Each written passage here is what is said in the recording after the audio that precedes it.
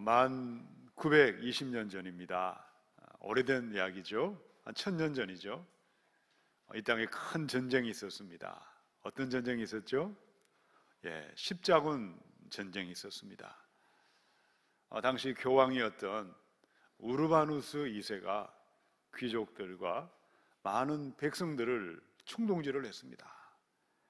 십자군 전쟁을 일으키자, 예루살렘을 정복하자, 그것이 하나님의 뜻이다.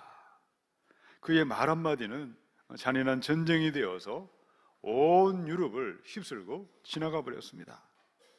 한 사람의 엉터리 믿음이, 종교적인 광기가 수많은 생명을 약탈하고 처참한 대학살을 초래했습니다. 그때 많은 교인들이 들었던 말이 이것입니다.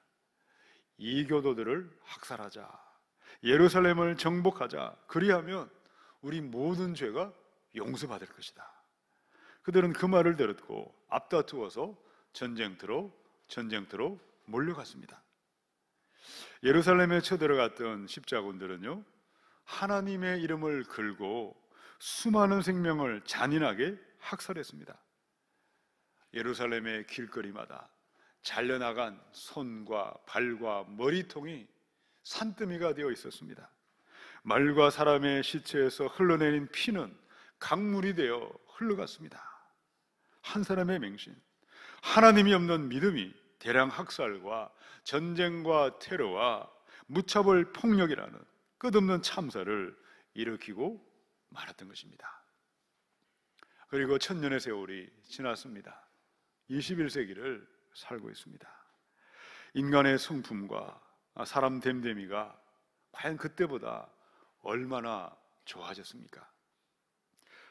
예수 믿는 그리스도인들은 이제는 그때보다 더 바른 믿음으로, 또 하나님 중심의 온전한 믿음으로 얼마나 믿음의 진보가 나타났다고 생각하십니까? 제가 보기에는 인간의 모습이 그때나 지금이나 별로 변한 것이 없습니다. 여전히 죄성과 악으로 인간들은 가득 차 있습니다. 여전히 이 땅에는 죄악과 어둠이 난무하고 있습니다. 하나님의 이름 아래 모인 십자가를 달고 있는 교회들, 교인들의 모습도 여전히 변한 것이 별로 없습니다. 오늘 우리가 읽었던 야고보 4장의 말씀이 이것을 그대로 보여주고 있습니다. 야고보 시대의 교회에 그 당시에 나타났던 하나님이 없는 믿음의 사람들의 모습이 어땠습니까? 1절에 보니까요, 죄와 허물과 정욕으로 교회 안에서 다툼과 분쟁을 일삼았습니다. 2절로 3절에서는 부르짖어 기도는 한다고 했지만 탐욕과 욕심에 물들어 오로지 자기만을 위하여, 자신의 탐욕만을 위하여 엉터리 기도를 드렸습니다. 4절에서 5절을 보면 하나님의 원수가 되어 살았습니다. 세상의 벗이 되어 쾌락과 세속에 물들어 있었습니다. 자, 그런데 오늘 6절의 말씀에 보면 놀라운 반전이 선포되었습니다. 하나님이 없는 그 믿음을 다 덮어버리고도 남을 더욱 큰 은혜가 있다, 넘치는 은혜, 한량없는 은혜가 있다고 말씀했습니다. 이 말씀 그대로 우리의 가정과 우리의 삶에는 여전히 많은 아픔과 문제가 끊임없이 일어나고 있지만 이 모든 문제를 다 듣고도 남을 더욱 큰 은혜, 하나님의 은혜가 임하게 하셔서 하나님 중심의 바른 믿음으로 우리가 믿음이 자라나셔서 온 땅에 주님만을 높이며 세상에 복이 되어 나타나시기를 축원합니다. 하나님이 없는 믿음이 아니라 어떻게 큰 은혜를 입어 하나님만을 높여드리는 바른 믿음으로 나아갈 수가 있겠습니까? 우리 첫 번째 6절의 말씀을 읽겠습니다. 시작. 그러나 더욱 큰 은혜를 주시나니 그러므로 일렀으되 하나님이 교만한 자를 물리치시고 겸손한 자에게 은혜를 주신다 하였느니라. 아멘. 우리가 1절에서 5절은 읽지 않았고 건너뛰었습니다. 자, 여러분, 1절과 5절이 무엇을 말하고 있죠? 한마디로 말하면 왜 같은 교회당에 모여서 같은 목회자로부터 같은 본문의 말씀을 듣고 예배 자리에 앉아 있는데 왜 어떤 사람에게는 은혜가 임하지 아니할까? 왜 어떤 사람에게는 하나님의 큰 은혜가 임하고 있는 것일까? 그 이유가 무엇인지를 예를 들어 설명했던 것입니다. 여러분, 당시 교회 안에 그들의 마음에 왜 어떤 사람들의 마음에는 은혜가 임하지 않았을까요? 그것은 바로 말씀드린 것처럼 죄와 탐욕과 정욕을 그들은 떠나지 않았습니다. 그것을 사랑하고 그것에 머물면서 그 모습 그대로 다툼과 분쟁을 일삼았던 것입니다. 또한 그들은 죄 많은 세상을 너무나 사랑했고 세상에 벗이 되어 살았고 기도와 예배가 바른 모습이 아니었기 때문입니다. 그래서 6절에 보니까요, 그러나 라는 말로 시작합니다. 그러나 더욱 큰 은혜가 하나님은 부어주신다고 말씀하십니다. 나의 죄와 허물과 악함을 다 덮어버리고도 남을 충분한 은혜, 넉넉한 은혜가 지금도 넘쳐 흐르고 있습니다. 자, 오늘 누구에게 이 위대한 하나님의 은혜가 임하게 하신다 말씀하셨습니까? 6절의 하반절에 보니까요, 그러므로 일러스되, 구약 성경을 인용하고 있습니다. 야고보가 하나님이 교만한 자를 물리치시고 겸손한 자에게 뭘 주시죠? 은혜를 주신다니라. 은혜 받는 길은 어디에 있죠? 겸손한 마음에 있습니다. 마음이 교만할 때, 생각이 교만할 때 가지고 있던 은혜조차 메말라 버리고 사라지게 되어 있습니다. 왜 그럴까요? 하나님은 교만한 자를 물리치시고 교만한 자를 가장 미워하시기 때문입니다. 세상에서 사람들이 말하는 교만하다, 그러면 어떤 사람들을 가리켜 교만하다 그럴까요? 잘난 체 하는 사람들, 오만 방자한 사람들, 버릇없는 사람들을 교만하다 이렇게 정의를 내리지만, 이 성경이 말하는 교만은 이것을 더 포함하고 있습니다. 더 넓은 교만을 이야기하죠. 자, 성경의 교만은 뭘까요? 하나님으로부터 임하는 힘과 지식과 능력을 의지하고 하나님을 따라가지 않습니다. 나의 힘과 나의 능력과 나의 지식을 가지고 살아가는 것입니다. 심지어는 하나님을 믿는다고 말은 하고 있지만 언제나 나의 생각, 나의 주장, 나의 방법대로 믿는 사람들이 있는 것이죠. 성경에 보면 이런 사람들이 얼마나 많은지 모릅니다. 홍해를 건너 광야를 행진했던 그 백성들이 그러하지 않았습니까? 예수님 당시 하나님이신 예수님을 보고도 예수님을 못 박아 죽였던 바리새인들이 그러했습니다. 하나님을 안다고 자부했습니다. 예배도 잘 드린다고 생각했습니다. 말씀도 모르는 것이 없다고 생각했고 기도를 시키면 청산유수였습니다. 그런데 마음이 교만함으로 하나님은 그들을 물리치셨다. 물리친다는 말의 원래 뜻은요, 원수로 여기다. 하나님은 교만한 자를 보면 원수로 여기고 계십니다. 전투 대형을 갖추어서 공격하다, 그 뜻이 물리친다는 뜻입니다. 세상에 어떤 사람도 마음이 교만하고 생각이 교만할 때 하나님의 원수가 되어버립니다. 무슨 일을 하든 반드시 패망하는 것이고 수치와 모욕은 정해진 운명입니다. 자, 그러면 하나님은 누구에게 은혜를 베풀어 주십니까? 저를 따라서 우리 한번 선포하십시다. 겸손할 때 은혜가 넘쳐날 것입니다. 아멘. 데이빗 윌커슨이라는 목사님은 교만과 겸손에 대하여 이 같은 정의를 내렸습니다. 교만한 사람도 어느 정도는 하나님을 사랑할 것이다. 그런데 그들은 자기의 방식대로 하나님을 바라보고 생각하고 행동할 것이다. 교만의 뿌리는 하나님으로부터의 독립에 있다. 교만한 자는 자신의 이론, 기술, 능력에 기초하여 모든 결정을 내린다. 일상의 작은 부분까지 하나님의 뜻과 인도를 구하고 기도하는 것을 바보 같은 짓이라고 여기는 사람들이다. 그럼 겸손은 무엇입니까? 겸손한 자는 고개를 떨군 채 나는 아무것도 아니야, 그렇게 자기를 낮추는 것을 말하지 않는다. 겸손은 모든 상황에 전적으로 하나님만을 믿고 붙들고 의지하는 것이다. 예수님만이 나를 인도하시고 예수님만이 나에게 복을 주시고 힘을 주심을 너무나 잘 알고 있다. 단 하루라도 은혜가 없다면 내가 죽은 자인 것을 너무도 분명히 알고 있는 사람이다. 오늘 예배 자리에 앉아있는 저와 여러분의 마음은 어느 쪽에 가까이 계십니까? 어떤 형편에 있든지 어떤 상황에 처해 있든지 예수님만을 믿고 붙들고 의지하십시다. 그들이야말로 참으로 겸손한 사람들이요, 하나님의 은혜, 큰 은혜가 임하여서 하나님 중심의 바른 믿음으로 세상에 복이 되게 할 줄로 믿습니다. 때가 되면 우리 목사님들이 사역지를 이동합니다. 그러면 교회 게시판이나 이제 청빙 광고를 해야 할 때가 있습니다. 전도사님들, 목사님들이 이동할 때 청빙 게시판에 이렇게 올리게 되면 여러분 이력서가 얼마나 들어온 줄 아십니까? 교회가 참 불황인 것 같아요. 많게는 100통도 들어오고요, 어떤 데는 한 4, 50통은 기본으로 들어옵니다. 그 많은 이력서가 들어올 때 먼저 무엇을 보아야 하겠습니까? 그분의 신앙의 고백이 어떠한지, 성품은 어떠한지를 살펴야 되겠죠. 달란트나 은사가 무엇인지를 살펴보는데 제일 먼저 눈에 띄는 것이 무엇입니까? 증명사진입니다. 요즘은 기술이 발달해서 그런지 모든 사진들이 미남 미녀들로 가득 차 있습니다. 그들 중에 몇 분을 선발해서 면접을 합니다. 그러면 더 깜짝 놀랄 일이 벌어집니다. 문을 열고 사람이 들어오는데 누가 들어올까요? 딴 사람이 들어옵니다.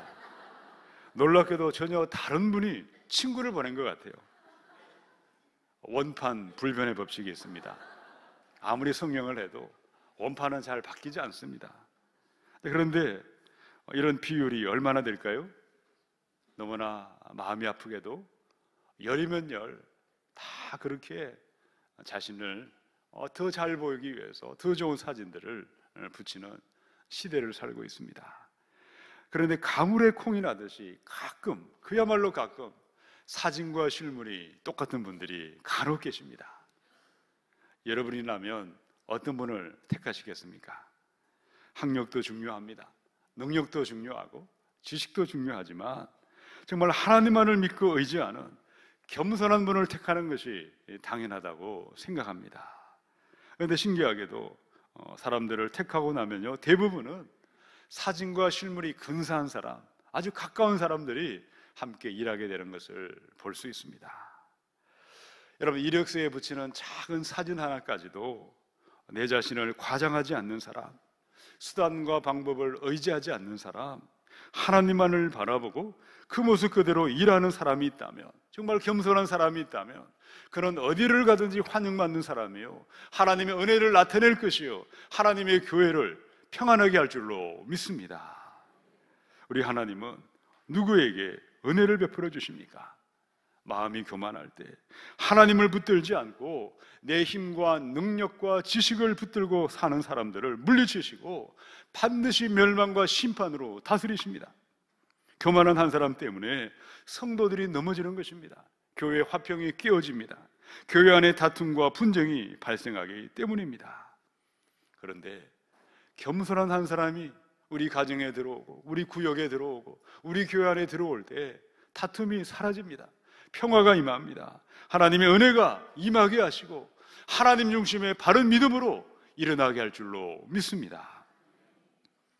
언제나 하나님 앞에 낮고 낮은 마음을, 이 겸손한 마음을 간직하고 나아가셔서 큰 은혜를 누리시고 하나님 중심의 신실한 믿음으로 나타나시기를 축원합니다.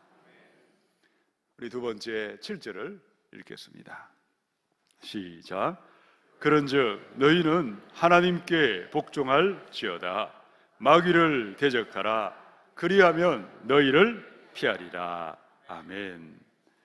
야고보가 하나님의 큰 은혜는 마음이 겸손한 자마다 임할 것이다, 이 말씀을 한 다음에 갑자기 하나님께 복종하고 마귀를 대적하라, 영적 전쟁을 선포했습니다. 이유가 뭘까요? 우리 중에 누구도 계속해서 마음이 겸손한 사람, 변함없이 지속적으로 겸손한 마음을 지킬 수 있는 사람은 한 사람도 없습니다. 한시도 깨어있지 않다면, 잠깐 한눈을 팔면 어느 순간에 내 마음이 굳어있고 내 마음이 돌같이 딱딱하게 변해있고 그 마음을 비집고 귀신이, 어둠의 영이 역사하기 시작하는 것입니다. 마귀가 저와 여러분의 마음을 넘어뜨리는 통로는 너무나 많고 다양합니다. 사방천지가 허점투성이고 구멍으로 가득 차 있습니다. 우리 마음의 포도밭을 헐어버리는 작은 여우를 잡으라고 했습니다. 여러분, 작은 여우 한 마리를요, 포도밭에 들락날락거리는 머리 들어가는 구멍만 하나 있으면 어느 순간에 그 포도밭을 쑥대밭으로 만들어버리는 것처럼 우리 마음이 깨어있지 아니할 때 마귀가 우리 마음을 뒤흔들어 버리는 것입니다. 어떤 분은 아들이나 딸이나 자식만 생각하며 마음이 평안하게 지내다가도 갑자기 마음이 우울해집니다. 맥이 탁 풀려버리는 것입니다. 또 어떤 분은 예배를 잘 드리고 집에 들어갔는데 불신 남편의 얼굴을 바라보는 순간 내면에 뿌리 깊은 분노가 치밀어 오는 분들도 계실 것입니다. 또 어떤 분들은 직장 상사의 암흑의 이름만 들어도 치가 떨리고 갑자기 마음의 평안이 사라지고 두려움이 찾아오는 것입니다. 어떻게, 무엇을 가지고 이 겸손한 마음을 지키며 큰 은혜를 누리며 하나님 중심의 믿음의 길을 변함없이 걸어갈 수가 있겠습니까? 저를 따라서 우리 한번 선포하십시다. 하나님께 복종합시다. 마귀를 대적합시다. 이 말씀 속에는요, 너무도 중요한 것이 숨어 있습니다. 무엇일까요? 순서가 중요합니다. 마귀를 대적하는 것이 너무나 중요하지만 먼저 있어야 할 것은 하나님께 복종하고 순종한 그 다음에 마귀를 대적하라 말씀했습니다. 실제로 사도행전에 보면 19장 14절로 16절입니다. 유대의 한 제사장 스게와의 7 아들도 이 일을 행하더니 악귀가 대답하여 이르되 내가 예수도 알고 바울도 알거니와 너희는 누구냐 하며 악귀 들린 사람이 그들에게 뛰어올라 눌러 이기니 그들이 상하여 벗은 몸으로 그 집에서 도망하는지라. 여러분, 초대교회 당시에 스게와의 7 아들들이 하나님의 이름을 걸고 예수 이름을 선포하면서 귀신을 물리치는 축사 사역을 행하고 있었습니다. 그런데 그들은 어떤 사람들이었을까요? 그 일을 하면서 오직 예수께서 이 일을 행하십니다. 오직 예수님만이 능력이십니다. 하나님께 복종하는 마음이 그들에게는 전혀 없었습니다. 그래서 자신의 힘과 능력으로 말만 흉내를 내면서 마귀를 대적하다가 그만 마귀에 뒤집어 씌워서 온몸이 발가벗긴 채 수치와 조롱을 당하여만 했던 것입니다. 지금도 교회를 하다 보면 어떤 사람들은 영적인 것을 입으로만 흉내내는 성도들이 있습니다.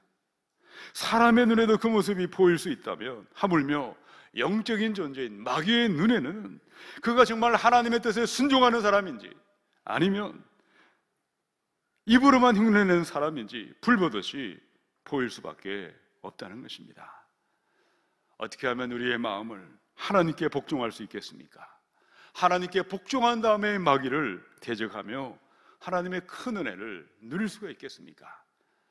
사단, 마귀에게는 별명이 있습니다. 그중 한 가지가요, 바알세불입니다. 바알세불의 뜻이 똥집이라고 말씀드린 적이 있습니다. 이 똥파리는 깨끗한 곳에는 나타나지 않습니다. 냄새가 나는 곳, 더럽고 역겨운 곳에는 반드시 파리떼가 저절로 꼬이게 되어 있는 것입니다. 만약 우리의 마음이 엄란한 것들로 가득 차 있다면 내 눈에는 엄란한 것들만 보일 수밖에 없습니다.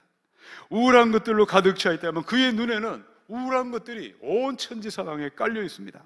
바리새인의 눈에는 바리새인들만이 보일 수밖에 없는 것입니다. 왜 사람들이 자살 사이트를 만들고 찾아가서 같이 모여 동반자살을 시도하고 있을까요? 그들의 마음이 어둠과 죽음과 절망으로 가득하니 마귀는 그의 마음을 귀신같이 알아차고 그 마음에 들어와 죽음과 멸망으로 끌어가고 있는 것입니다. 사무엘상 15장에 22절로 3절입니다. 사무엘이 이르되 여호와께서 번제와 다른 제사를 그의 목소리를 청종하는 것을 좋아하심같이 좋아하시겠나이까. 순종이 제사보다 낫고 듣는 것이 순양의 기름보다 나으니 이는 거역하는 것은 점치는 죄와 같고 완고한 것은 사신 우상에게 절하는 죄와 같음이라. 23절을요 공동번역은 이렇게 번역해 두었습니다. 하나님께 거역하는 불복종은 점쟁이만큼 죄를 짓는 것입니다. 하나님께 대드는 불복종은 우상 숭배만큼 죄가 되느니라. 여러분, 하나님은 우리에게 하나님께 복종할 것을 말씀했습니다. 순종과 복종은 다른 뜻이 있습니다.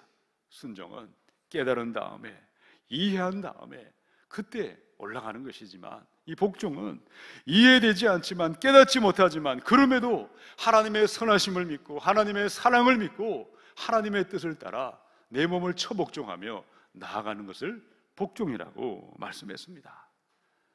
아브라함이 모리아산에 독자 이삭을 바칠 때 이해되지 않았지만 깨달지 못했지만 여전히 하나님의 선하심을 믿고 확신하고 신뢰하며 하나님께 복종함으로 말미암아 온 열방에 복이 되며 하나님의 큰 은혜가 임하게 하신 줄로 믿습니다.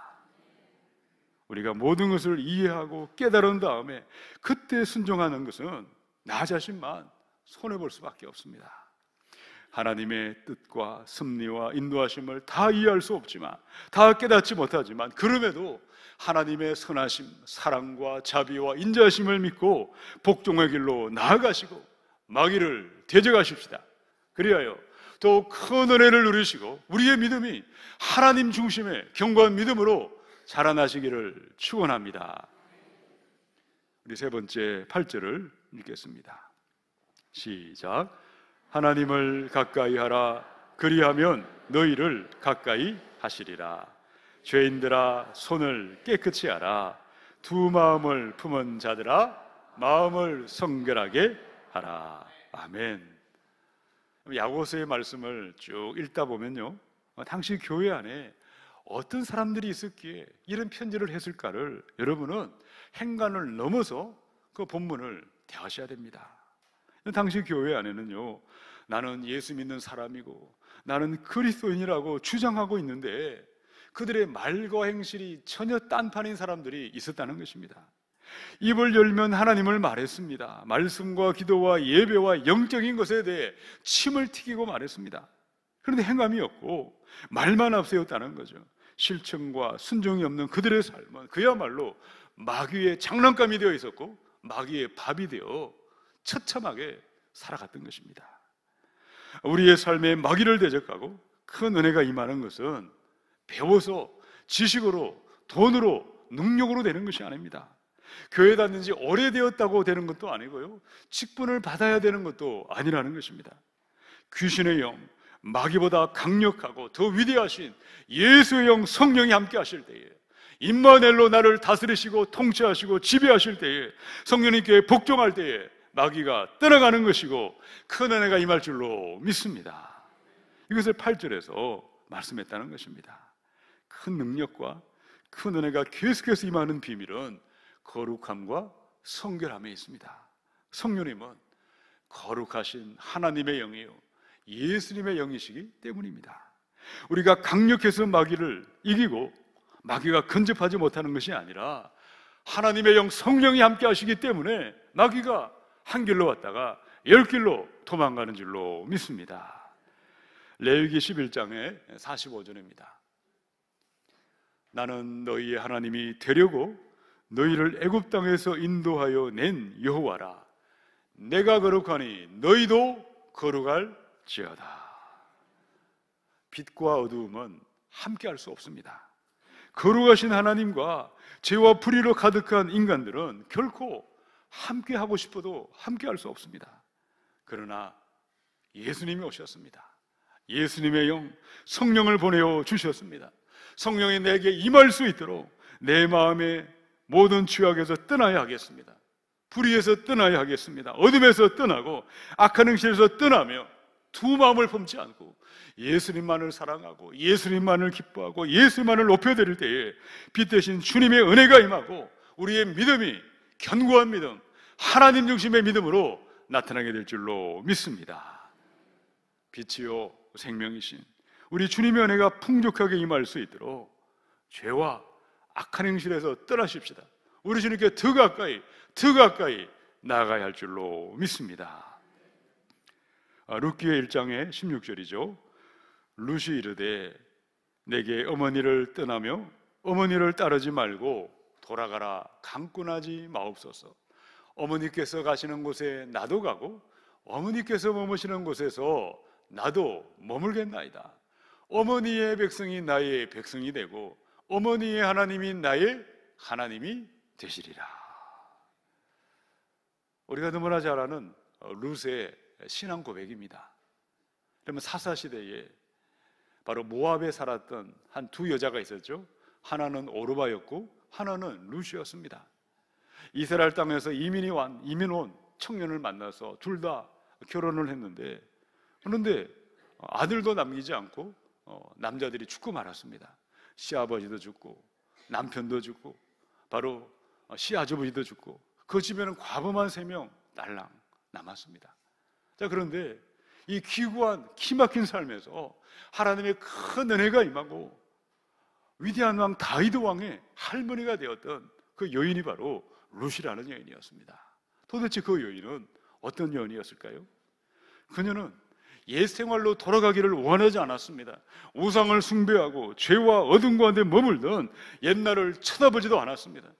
비록 먹을 것이 없고 가난하지만 여호와 하나님을 사랑하고 더 가까이 하나님만을 바라보고 붙잡았기 때문에 하나님의 큰 은혜가 임하였고 보아스를 만나게 되었고 룻과 보아스의 가문에 큰 은혜가 임하여 그 가문에 다윗이 태어나 위대한 은혜가 임하게 된 줄로 믿습니다. 룻의 삶의 위대한 그 은혜가 저와 여러분에게도 동일하게 나타날 줄로 믿습니다. 손을 깨끗이 하라. 두 마음을 품지 말라. 말씀과 기도 생활, 영적인 생활, 예배 생활을 더 가까이 하나님께 나아가고 예수님만 사랑하라고 말씀했습니다. 말씀을 준비하다가 저를 한번 돌아보았습니다. 그러면 내가 언제 우리 하나님을 그렇게 가까이 하기를 원했을까? 내가 언제 두 마음을 품지 않고 예수님만 생각하면 마음이 행복하고 예수님만으로 만족하고 예수님만을 붙들고 살기를 그렇게 원했을까? 그때는 언제였는지를 한번 돌아보았습니다. 여러분은 언제였습니까? 어떤 사람들은요, 내 삶에 풍랑이 없었다면, 고난의 광야가 없었다면 나는 하나님을 더 가까이 나아갔을 것이고 예수님께 더 충성하고 더 사랑했을 것이라고 말하시는 분도 있습니다. 그런데 현실은 어떠할까요? 정반대라는 것이죠. 찬송가 373장에 보니까 고요한 바다로 저 천국 향할 때 주에게 순풍 주시니 참 감사합니다. 2절은 바뀌죠. 큰 물결이 일어나 나 쉬지 못하나 이 풍랑 인연하여서 더 빨리 갑니다. 그럼 어떤 사람도 고난의 풍파를 만나지 않고는, 고난의 광야가 없이는 하나님을 붙들지 않습니다. 고난이 없이는 하나님 앞에 간절하게 기도하지 않습니다. 설령 기도한다 할지라도 어떻게 할까요? 우리가 평안하고 건강하면 더 힘있게 기도할 수 있고 더 강력하게 기도할 수 있을 것 같은데 정작 그렇게 기도하지 않습니다.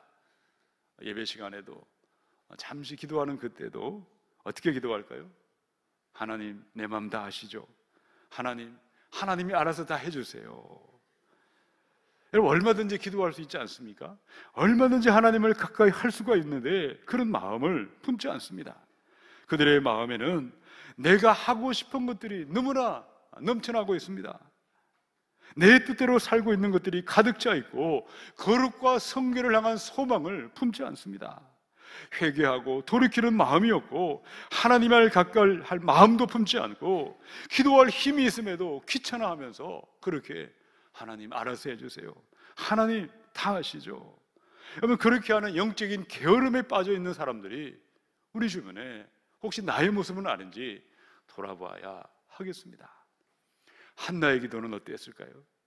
그녀는 정말 얼마나 간절히 기도했든지 더 이상 기도할 힘이 없었습니다. 그야말로 하나님 알아서 해주세요, 하나님 나를 살려달라고, 그 기도밖에 나오지 않았지만 그녀의 그 기도와 내가 할 수 있고 건강하고 얼마든지 부러질 수 있는데 알아서 해달라는 기도는 전혀 하늘과 땅의 차원이 다른 기도일 수밖에 없을 것입니다. 하나님은 우리를 어떻게 인도하시고 다루어 가실까요? 시편의 119편의 67절입니다. 고난당하기 전에는 내가 그릇 행하였더니 이제는 주의 말씀을 지키나이다. 시편의 107편 4절로 7절입니다. 그들이 광야 사막길에서 방황하며 거주할 성읍을 찾지 못하고 줄이고 목이 말라 그들의 영혼이 그들 안에서 피곤하였도다. 이에 그들이 근심 중에 여호와께 부르짖으며 그들의 고통에서 건지시고 또 바른 길로 인도하사 거주할 성읍에 이르게 하셨도다. 이런 고난의 광야가 있었기에 우리가 하나님을 부르고 추회전에 나오지 않았습니까? 인생의 폭풍우가 있었기에 나를 의지 않고 세상 의지하지 않고 하나님만 붙들고 기도의 제단 앞에 더 가까이 나아가게 된 줄로 믿습니다. 고난의 광야는 인생의 축복입니다. 하나님만을 바라보게 하고 하나님께 더 가까이 나아가게 하고 하나님의 큰 은혜를 받게 하는 위대한 복이 될 줄로 믿습니다. 여전히 우리의 삶에는 끝없는 고난의 광야가, 인생의 풍파가 파도처럼 밀려왔다 또 밀려올 것입니다. 우리 하나님을 바라보시고 하나님의 영 성령이 함께 할 수 있도록 죄에서 떠나시고 어둠에서 떠나시고 말씀을 붙들고 더 가까이 우리 하나님께 나아가십시다. 하나님의 큰 은혜를 누리시고 온 땅에 복이 되는 하나님 중심의 견고한 믿음의 사람들로 발견되시기를 축원합니다. 함께 기도하겠습니다.